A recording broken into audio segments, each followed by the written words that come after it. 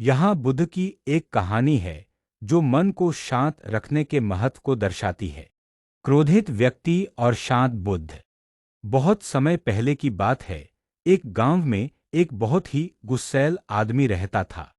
वह अक्सर छोटी छोटी बातों पर अपना आपा खो देता था और हमेशा दूसरों पर चिल्लाता रहता था। एक दिन उसने सुना कि गौतम बुद्ध पास के जंगल में ठहरे हुए हैं और लोगों को शांति और ज्ञान का मार्ग सिखा रहे हैं। उस आदमी को यह बात बिल्कुल पसंद नहीं आई। उसे लगा कि बुद्ध सिर्फ ढोंग कर रहे हैं और शांति का दिखावा कर रहे हैं। वह बुद्ध को चुनौती देने और उन्हें शर्मिंदा करने के इरादे से उनके पास गया। जब वह बुद्ध के सामने पहुंचा तो उसने बिना किसी कारण के उन पर चिल्लाना शुरू कर दिया।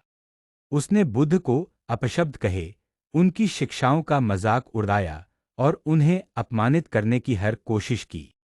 वहां उपस्थित सभी लोग आश्चर्यचकित थे, लेकिन बुद्ध अविचल और शांत रहे। उनके चेहरे पर कोई शिकन नहीं थी। उनके मन में कोई गुस्सा नहीं था। वे बस चुपचाप उस आदमी की बातें सुनते रहे।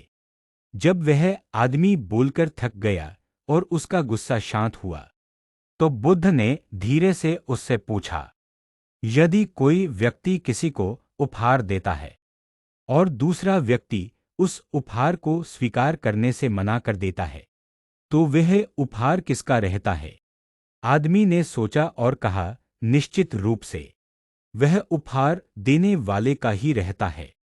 बुद्ध ने मुस्कुराते हुए कहा, बिल्कुल सही।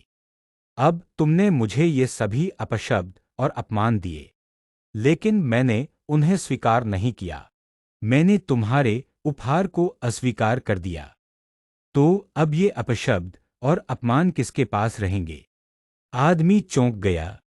उसे बुद्ध के शब्दों का अर्थ समझ में आ गया। उसने देखा कि बुद्ध ने उसके क्रोध को अपने भीतर प्रवेश ही नहीं करने दिया था। बुद्ध का मन इतना शांत और स्थिर था कि उस आदमी के अपमान का उन पर कोई प्रभाव नहीं पड़ा। बुद्ध ने आगे कहा, क्रोध एक गर्म कोयले की तरह है जिसे आप दूसरों पर फेंकने के इरादे से अपने हाथ में पकड़ते हैं, लेकिन इससे पहले कि आप इसे फेंकें, आप ही जलते हैं। उस गुस्सैल आदमी को अपनी गलती का एहसास हुआ। उसने बुद्ध की शांति और धैर्य को देखकर अपनी आंतरिक अशांति को समझा। उसने बुद्ध से क्षमा मांगी और उनसे शांति का मार्ग सीखने की इच्छा व्यक्त की।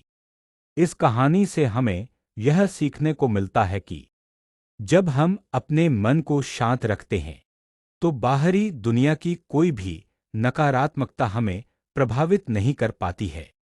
हम दूसरों के क्रोध या अपमान को स्वीकार करने से इनकार कर सकते हैं।